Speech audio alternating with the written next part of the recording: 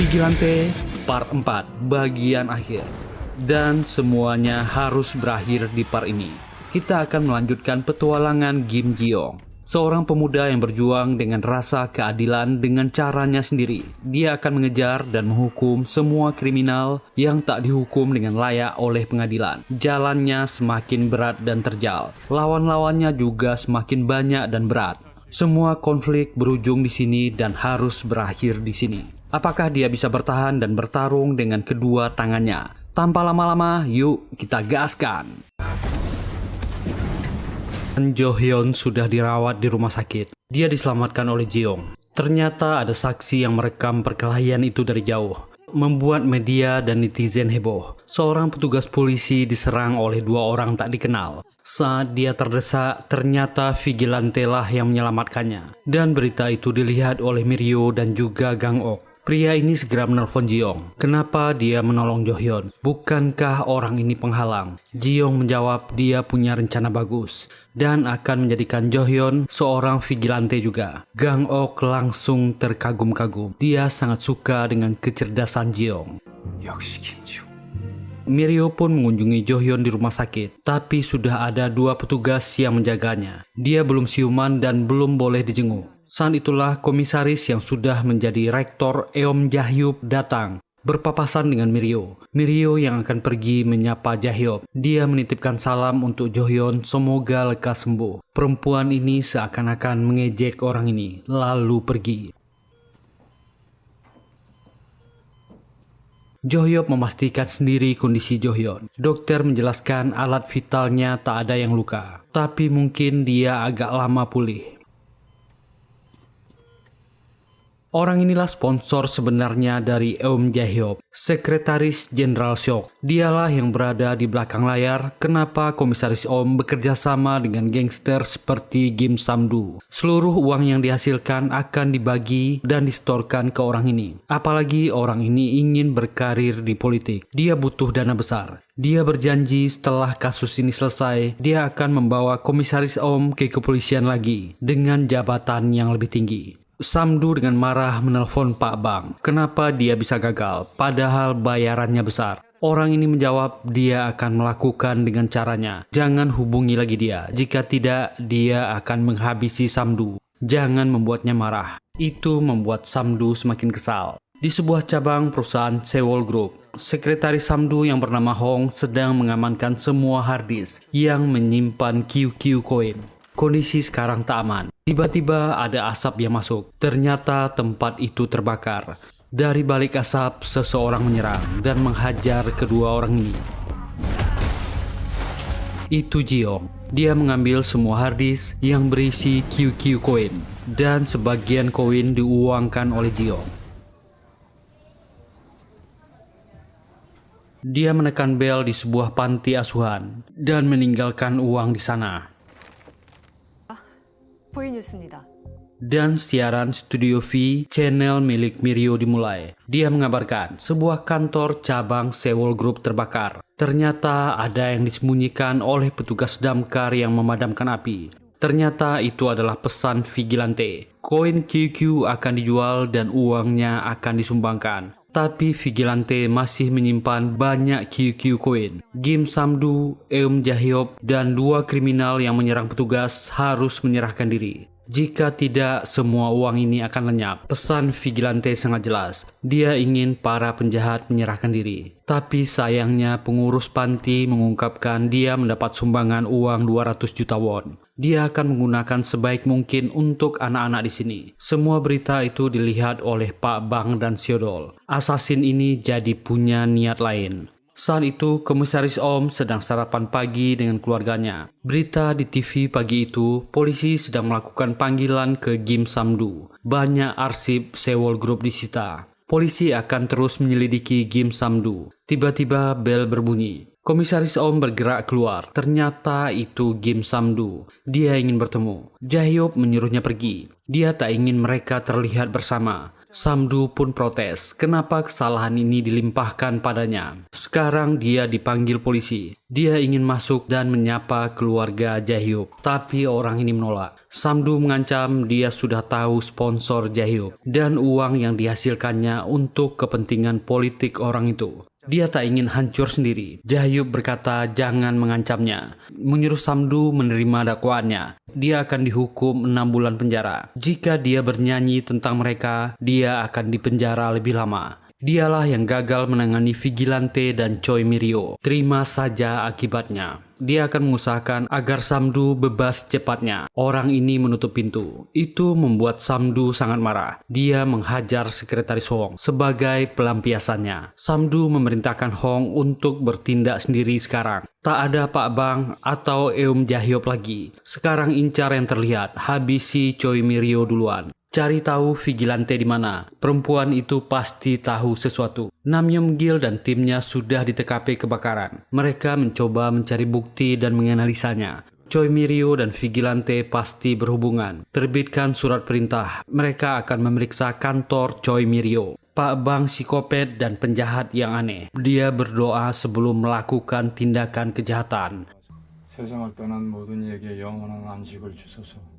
Dan wanita pengurus panti asuhan yang menerima sumbangan dihabisi oleh Pak Bang. Dia ingin memberikan pesan kepada Vigilante.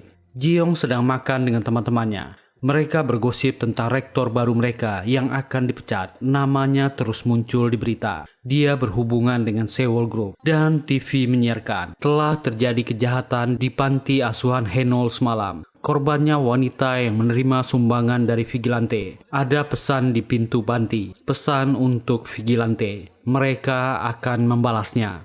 Itu membuat Ji-young sangat marah. Dia tak bisa fokus dan selalu memikirkannya. Apakah perbuatannya salah? Dengan menyumbang uang, ada nyawa tak berdosa jadi korban. Malam itu Ji-young keluar dari akademi. Min-sok yang belum tidur heran. Ji-young menelpon Gang-ok. Mereka harus bertindak sebelum ada korban tak bersalah muncul lagi. Mereka akan mencari kedua penjahat itu. Gang-ok yang selalu melihat CCTV kantor Mi-ryo dikejutkan. Ada sekelompok orang bermasker yang datang. Ternyata itu sekretaris Hong dan seluruh pasukan Sewol Group. Mi-ryo melihat CCTV. Dia meletakkan kamera aksi di beberapa titik untuk merekam, lalu bersembunyi. Orang-orang ini bergerak mencari Mi-ryo. Yang lebih gilanya, Mi-ryo menyiarkan siaran langsung penyerangan kantor beritanya. Netizen heboh dan gempar. Seorang petugas segera memberitahu Yeon-gil. Kantor Mi-ryo diserang. Mereka segera bergerak. Orang-orang ini jadi tahu mereka direkam. Mereka segera mencari seluruh kamera tersembunyi dan menghancurkannya. Dan mereka menemukan Mi-ryo, lalu menangkapnya. Hong merebut ponsel Mi-ryo dan menghancurkannya. Ji-young nekat bergerak ke sana. Saat itulah Gang-ok datang dan menghajar orang-orang ini.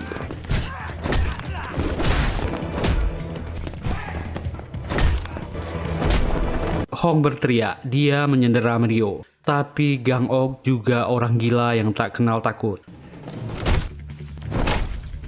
Petugas sudah bergerak dan sampai ke sana. Mereka naik ke atas, tapi tempat itu sudah bersih. Mi-ryo duduk dengan santai, dan dia dibawa ke kantor polisi. Ji-young lewat dengan taksi dan melihat Mi-ryo sudah selamat. Dia pun diinterogasi Yeon-gil. Mi-ryo mengatakan seorang pria yang menonton siaran langsungnya yang menolongnya. Dia tak kenal orang itu. Yeon-gil tentu tak percaya. Mi-ryo mengatakan itu yang sebenarnya. Orang yang menolongnya menggunakan tongkat pemukul. Tapi yang dia tahu, Vigilante tak pernah menggunakan senjata. Yeon-gil berjanji akan segera menangkap Vigilante. Ketika itu terjadi, dia akan tahu hubungan mereka. Mi-ryo kembali ke rumahnya. Dia memikirkan pertemuannya dengan Gang-ok di kantor tadi. Gang-ok berkata teman Vigilante-nya sedang sibuk. Jangan membahayakan dirinya lagi. Jika ini terjadi lagi, dia harus lari. Mi-ryo tertawa memikirkannya, tak menyangka Gang-ok berhubungan dengan Vigilante yang asli. Saat itulah lampu tiba-tiba padam. Hari itu Mi-ryo diculik. Saat Profesor Jun mengajar di kelas, Yeon-gil datang ke kelas. Dia ingin berbicara dengan Kim Ji-young. Orang ini menginterogasinya. Dia sudah mencurigai Ji-young. Saat kantor berita V Mi-ryo diserang, dia berada di mana? Ceritakan semuanya. Ji-young pun menolak, itu privasinya. Dan bertanya atas dasar apa mereka mencurigainya. Yeon-gil mengatakan dia pernah bertemu dengan Jo-hyun dan fisiknya mirip dengan Vigilante. Lalu ada harddisk yang menghilang di cabang Sewol Group yang terbakar oleh Vigilante pernah aktif dan dihidupkan di lokasi akademi ini. Profesor Jun protes, dia belum punya bukti yang cukup, tak berhak menginterogasi muridnya. Ji-young pun tak mau bicara, dia tak melakukan kesalahan apapun. Yeon-gil dan petugas ini pergi. Mereka akan menunggu bukti keluar. Begitu laporan forensik keluar, semuanya akan jadi jelas. Mereka juga mencurigai Jo-hyun berhubungan dengan Vigilante. Kedua temannya ini mencemaskan Ji-young. Dia semakin sibuk dan semakin pendiam. Yeon-gil datang mengunjungi Jo-hyun di rumah sakit. Orang ini masih belum sadar. Dia penasaran ingin bertanya apa yang Jo-hyun tahu. Bagaimanapun Jo-hyun adalah seniornya. Dia meminta izin akan melakukan tugasnya mengungkap kebenaran. Dan sebenarnya Jo-hyun sudah sadar. Akhir pekan datang. Ketiga orang ini bersiap-siap akan pergi meninggalkan asrama. Tapi Min-sok tak pulang pekan ini karena ingin membantu Profesor Jun. Ji-young berterima kasih kepada Gang-ok yang telah menyelamatkan Mirio. Mereka membutuhkan Mirio. Dia sangat berani dan menaikkan berita tanpa filter. Min-sok menelpon Ji-young. Nam-gil datang ke akademi dengan surat perintah. Dia menyita komputer dan arsip milik Profesor Jun. Dan mereka juga menggeledah kamar asrama pria. Dan laporan forensik sudah keluar, memberitahu di mana lokasi harddisk itu hidup. Yeon-gil bergerak. Itu adalah kantor rektor. Ternyata Ji-young lebih cerdik. Dia sengaja mengaktifkan harddisk yang dia sita dari kantor cabang Sewol Group. Dia membuat seolah-olah Komisaris Om lah yang mengaktifkan koin KQ dari harddisk yang hilang. Dan dia yang memakai uang kripto. Mereka menemukan harddisknya. Dan juga di sana ada ponsel rahasia yang digunakan Eum Jae-hyuk untuk menghubungi Kim Sam-du. Kedua orang ini menggeledah kantor itu. Mereka menemukan ponsel rahasianya dan harddisknya. Komisaris Om marah. Apa yang dia lakukan? Yeon-gil adalah polisi yang jujur. Dia sudah tahu kebenaran di balik kasus ini. Dia akan memberi kesempatan Komisaris Om untuk mengaku, lalu pergi dari sana. Eum Jae-hyuk segera menelpon Sam-du. Sekarang posisi mereka gawat. Dia harus mengirim seseorang untuk menghabisi Nam Yeon-gil, kapten baru unit regional. Dia baru saja keluar dari akademi kepolisian. Sita ponsel dan harddisk yang ada padanya. Dan Yeon-gil ditabrak truk. Kembali petugas jujur meninggal dunia. Jo-hyun sudah mulai sehat dan dia mulai berlatih di rumah sakit. Dia mendapat laporan dari petugas. Kapten Nam Yeon-gil meninggal gara-gara kecelakaan. Jo-hyun pun marah. Inilah saatnya dia bertindak kembali. Min-sok kembali menelpon Ji-young. Kapten Nam Yeon-gil meninggal gara-gara kecelakaan di kediaman Pak Bang dan Seodol. Ternyata kedua orang inilah yang menculik Choi Mirio. Dan Jo-hyun kembali menemui Ji-young yang ingin pulang. Ji-young pun mengaku Kapten Nam meninggal bukan perbuatannya. Dia hanya mengarahkan bukti ke Komisaris Om. Dia juga tak menyangka ini terjadi. Jo-hyun memukul Ji-young. Ji-young pun memohon Kapten Nam meninggal gara-gara para penjahat itu. Jo-hyun memakinya, dia yang akan meninggal oleh para penjahat itu. Ji-young tak peduli. Dia sudah siap mengorbankan dirinya. Dia sudah bertekad para penjahat itu harus dihukum. Kalau ingin hentikan dia, habisi dia sekarang juga. Dia juga ingin Kapten Jo-hyun menunjukkan padanya apa keadilan itu. Jo-hyun sepertinya tak punya pilihan lain. Sekretaris melapor kepada Gang-ok. Choi Mirio sudah hilang selama 3 hari ini. Dan Mirio disiksa dengan kejam oleh Bang. Kukunya dicabut.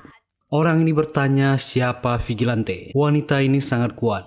Dan menjawab dia juga ingin tahu. Dia benar-benar tak tahu siapa dia. Pak Bang sangat kesal dan ingin menghabisi wanita ini. Dia memuji Mirio. Dia wanita yang sangat kuat. Dan masih bisa tertawa. Gang-ok memulai dengan menyelidiki rumah Mirio. Dia memeriksanya. Tempat itu berantakan. Mirio memang sudah hilang. HP Ji-young berbunyi. Gang-ok memberitahu sepertinya Choi Mirio diculik. Dia akan bergerak menyuruh Gang-ok untuk bersiap. Kantor cabang Sewol Group. Mereka sedang bersiap memindahkan aset dan seluruh uang mereka. Tiba-tiba listrik mati. Saat mereka akan memeriksanya, Gang Ok sampai di sana. Mereka berteriak, "Vigilante ada di sini." Dan semuanya keluar dan mengejar Gang Ok. Ternyata itu cuma pancingan. Vigilante yang asli masuk dan menghajar orang yang sedang menelpon Samdu. Jiong menunjukkan HP-nya, menyuruhnya membaca dengan lantang. Besok jam 7 malam bawa Choi Mirio ke gedung konser di stasiun Piala Dunia. Dia akan menukar Choi Mirio dengan semua dompet kripto QQ Coin. Jika Samdu tak membawanya, Vigilante akan membuang semua harddisk dompet kripto ke Sungai Han. Samdu sangat kesal. Dia diberi pilihan sulit. Samdu bahkan tak tahu Pak Bang menculik Mirio. Orang ini tak melapor. Dia pasti disewa oleh tikus.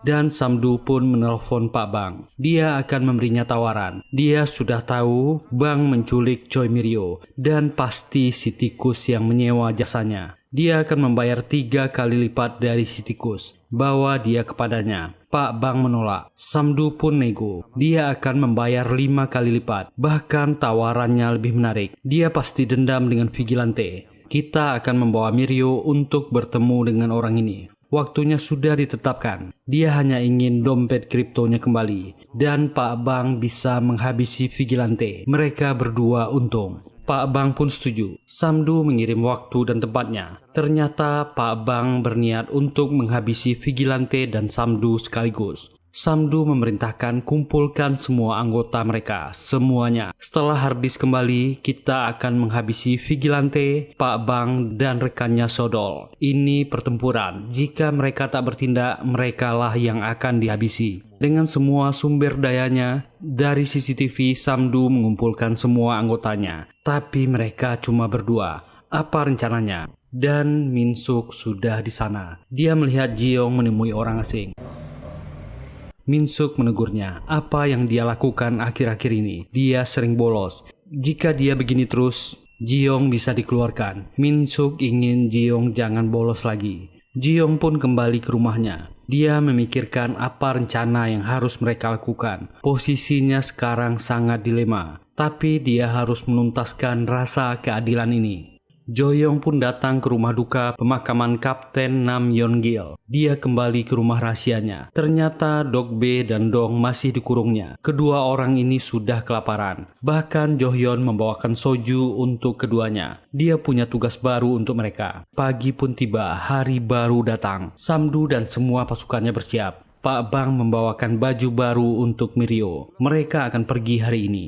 Vigilante menginginkannya. Mereka akan menukar Mirio dengan dompet kripto milik Samdu. Mirio tertawa. Dia suka ini. Inilah situasi yang dia tunggu. Puluhan mobil Samdu dan pasukannya bergerak ke stasiun tempat pertemuan. Semuanya turun dan mereka semua bergerak. Mereka mengambil alih ruang kontrol stadion. Jika orang bertudung dan Pak Bang muncul, segera kabari. Kebetulan hari ini akan ada konser di sini. Orang yang bertudung yang mereka tunggu datang. Anak buah segera melapor. Tapi lebih banyak orang yang bertudung datang. Banyak vigilante yang sedang menuju stadion. Samdu memerintahkan seluruh anggotanya turun. Mereka berbeda, mengenakan kemeja putih.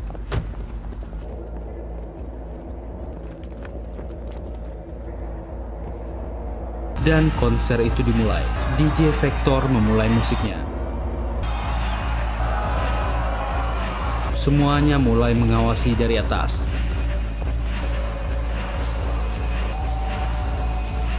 Mirio dan Sedol berada di tengah kerumunan. Dan Jiong juga sudah di sana. Dengan tatapan saja, Mirio langsung mengenalinya. Sedol melihat Vigilante. Dia masih mengingat orang ini dan langsung mengejarnya. Dan mulai memukul, tapi dia salah orang.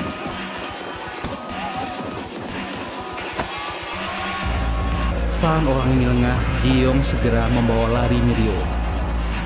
Sodol mengejarnya. Dan Pak Bang melihat dari kejauhan. Samdu yang juga melihat mengikuti. Saat itulah Gang Ok sebagai pengalih datang memanggil Samdu. Semua anak buahnya mengejar.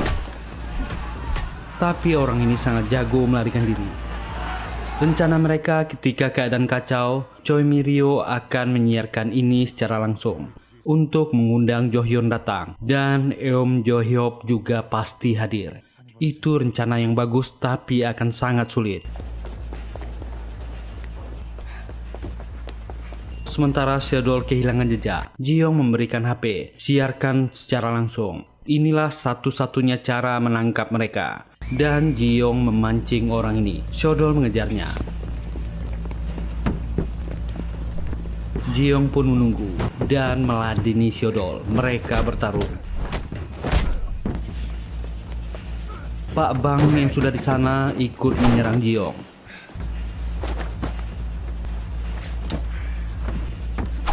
Mi-ryo segera menyiarkan secara langsung di akunnya. Dan itu dilihat oleh Jo-hyun yang sedang latihan. Vigilante sedang melawan dua kriminal yang diincar polisi. Jo-hyun bergerak dan Dog-bae serta Dong segera naik ke mobil. Mobil itu melaju kencang. Kembali ke pertarungan. Saat itulah anak buah Samdu yang ratusan sedang mengejar Gang-ok.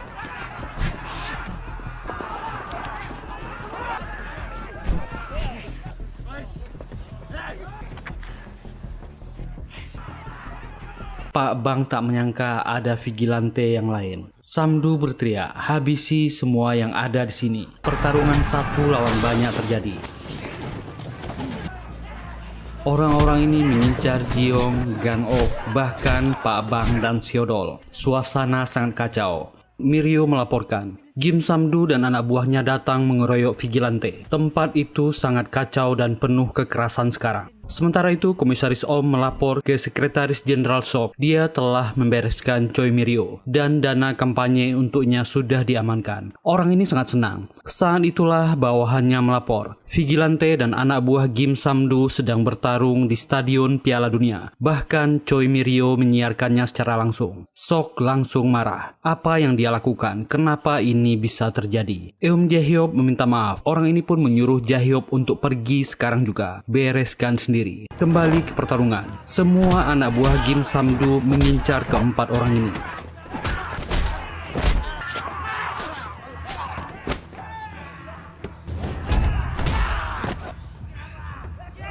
Dan Mi-ryo mendekat dan bermaksud membantu. Dia mengatai Samdu goblok. Tak mungkin vigilante membawa dompet kripto itu ke sini. Jika dia meninggal di sini, mereka tak akan menemukannya. Samdu berteriak, menyuruh anak buahnya mengejar Mi-ryo. Ji-young membantu dan memasukkan Mi-ryo ke dalam bus. Semuanya naik dan ikut menyerang. Dan Pak Bang juga naik lalu menyerang Ji-young. Sementara itu di bawah Seodol bertarung dengan Gang-ok, tapi malah Seodol yang ditusuk ramai-ramai oleh anak buah Samdu. Saat itulah Jo-hyun dan rombongannya datang, langsung menabrak Seodol. Jo-hyun turun dengan baju polisinya. Dog-bae dan Dong juga turun. Ternyata kedua preman ini juga memakai baju petugas. Jo-hyun berteriak, semuanya jatuhkan senjata, tiarap di tanah. Jika mereka tak menurut, dia akan menghajarnya. Pak Bang menyapa Dog-bae dan Dong. Apa yang mereka lakukan? Segera serang Jo-hyun. Tapi kedua orang ini lebih takut kepada Jo-hyun. Samdu tak peduli. Dia berteriak, habisi petugas ini. Pertarungan barbar kembali terjadi. Bahkan Samdu naik ke bus dan ikut menyerang Ji-young.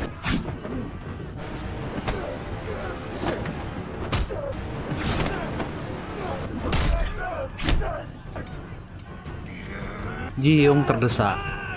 Mi-ryo mencoba membantunya. Bahkan Gang-ok ikut naik dan terpaksa mengorbankan dirinya. Dia tertusuk oleh senjata Samdu. Ji-young segera menghajar orang ini.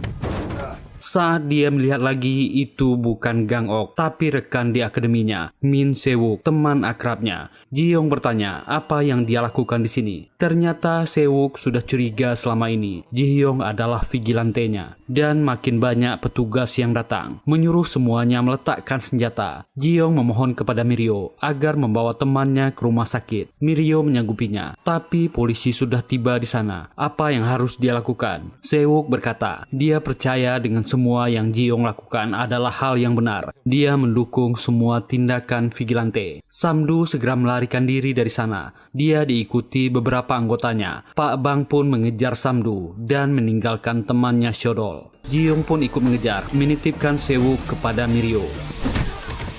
Gang Ok mengikuti Ji-young.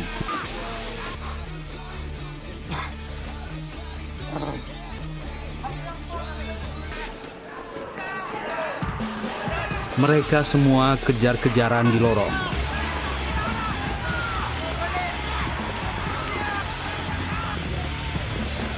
Mereka menuju ruangan bawah. Gang Ok menutup pintu. Dia menahan semua anak buah Samdu dan bertarung.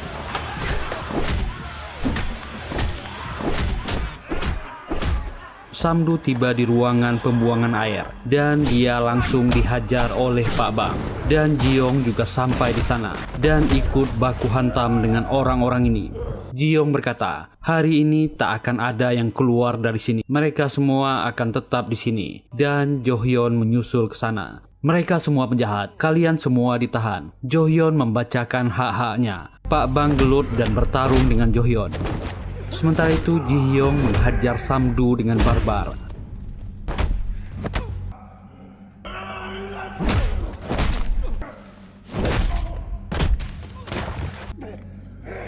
Tiba-tiba pintu air menutup. Faktor tak terduga muncul. Eun Je-hyuk muncul di sana. Dia bertepuk tangan dengan gembira. Semua mangsanya ada di sini. Tak ada yang bisa keluar lagi. Samdu segera berteriak, selamatkan dia. Tapi malah dia yang duluan ditembak oleh Ji-hyuk. Dia menembak Ji-young dan Jo-hyun, tapi pelurunya habis. Orang ini membuka pintu air. Dan air pun segera memenuhi tempat itu.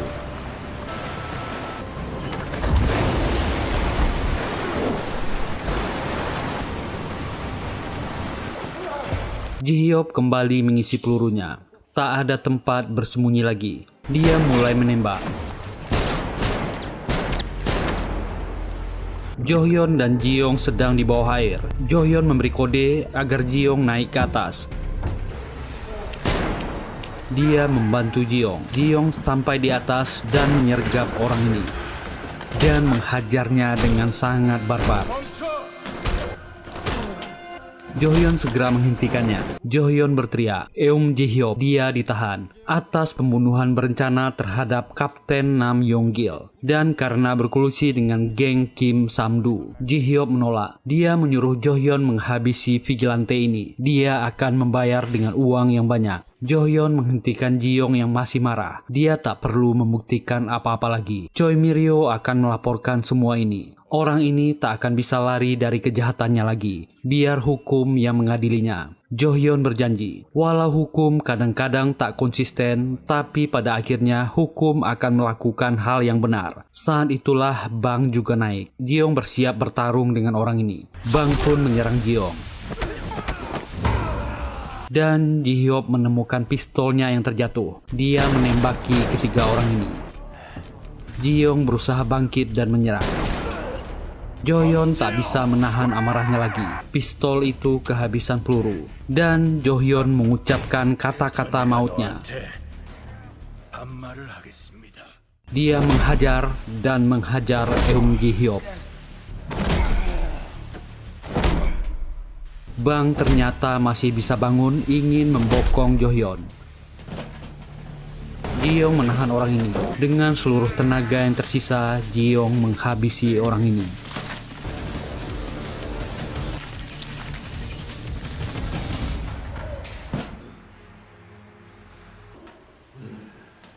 Ji-young dan Jo-hyun terduduk lemas dan Ji-young pingsan. Semuanya terselesaikan.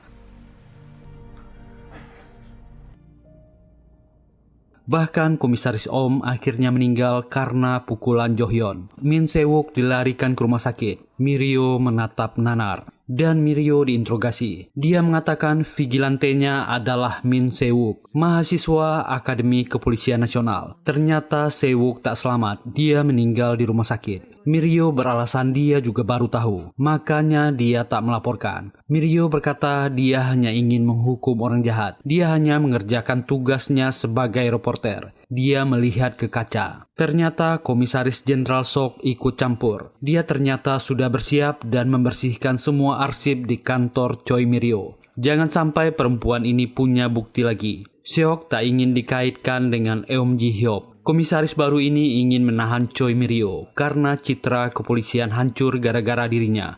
Sekretaris Jenderal Sok tak setuju. Jika mereka menahan Mirio, masyarakat akan semakin marah ke mereka. Selesaikan ini sesuai perintahnya, bebaskan dia. Dan Gang Ok bangun dari perawatannya. Dia bertanya kepada asisten Bak apa yang terjadi. Apa dia sudah mengurus semuanya? Bak menjawab, dia sudah menyingkirkan semua rekaman dan CCTV di sekitar kejadian. Tapi ada yang tak terduga. TV menyiarkan kepahlawanan vigilante, yaitu Min Se-wook, mahasiswa Akademi Kepolisian. Seorang polisi muda yang baik hati yang melayani masyarakat. Jong-do memberikan testimoni tentang kebaikan temannya. Gang Ok tertawa. Mirio melakukan hal yang sangat cerdas. Dengan ini dia dan Ji-yong masih bisa berburu penjahat. Tapi ternyata ada twist di sana. Gang Ok ikut menghabisi Samdu karena ingin menghilangkan jejak bahwa ketua mereka yaitu ayahnya tak terlibat hubungan dengan Samdu. Pastikan semua bukti itu hilang. Ji-yong menatap foto temannya dengan perasaan campur aduk. Jo-hyun dan Mirio mengawasinya dari kejauhan. Apakah Ji-yong baik-baik saja? Apakah benar Jo-hyun tak akan mengungkapkan kebenaran vigilante ini? Mirio bercerita, ayahnya dulu adalah pejabat kepolisian. Dia difitnah melakukan korupsi dan meninggal karena sakit di penjara. Sejak saat itulah dia ingin menjadi reporter, ingin mengungkapkan kebenaran ke dunia. Vigilante sangat sesuai dengan visinya. Jo-hyun cuma diam. Mirio menatap Jo-hyun dan berkata dia semakin mirip dengan vigilante. Orang ini pun berlalu. Tiba-tiba TV menyiarkan, Komisaris Jenderal Sok Song-chol mengumumkan mendiang Komisaris Om Jo-hyuk yang berperan mengungkap dan bertarung sampai akhir dengan Kim Samdu dan kelompoknya. Dia dinaikkan pangkatnya menjadi Komisaris Jenderal Kehormatan. Kepolisian ternyata masih ingin membersihkan namanya, terutama Komisaris Jenderal Sok. Dengan membersihkan nama Eum Ji-hyuk, orang ini pasti tak terkait lagi dengannya. Ji-yong yang menyaksikan itu sangat geram. Tugas vigilante belum selesai. Rektor baru pun dilantik di Akademi Kepolisian Seoul. Dia mengambil sumpahnya. Semua orang memberi hormat dan berdiri. Tapi Ji-yong bahkan tak mengangkat tangannya. Dia juga tak memberi hormat. Ji-yong tak percaya lagi dengan sistem yang busuk ini. Menjadi vigilante adalah jalannya untuk menegakkan keadilan. Dan vigilante part terakhir selesai. Sebuah kisah menegangkan dari semenanjung Korea. Mungkin ada beberapa ending yang jadi pertanyaan. Mimin yakin Disney Plus akan membuat sequelnya. Tapi kapan rilisnya? Mimin gak tahu. Kita nikmati dan tunggu saja. Semoga terhibur menonton serial ini. Terima kasih sudah meluangkan waktunya. Jika suka dan terhibur dengan video ini, silakan tekan tombol like, subscribe, dan nyalakan loncengnya. Tetap sehat, tetap bahagia. Kita jumpa lagi di video berikutnya. Bye.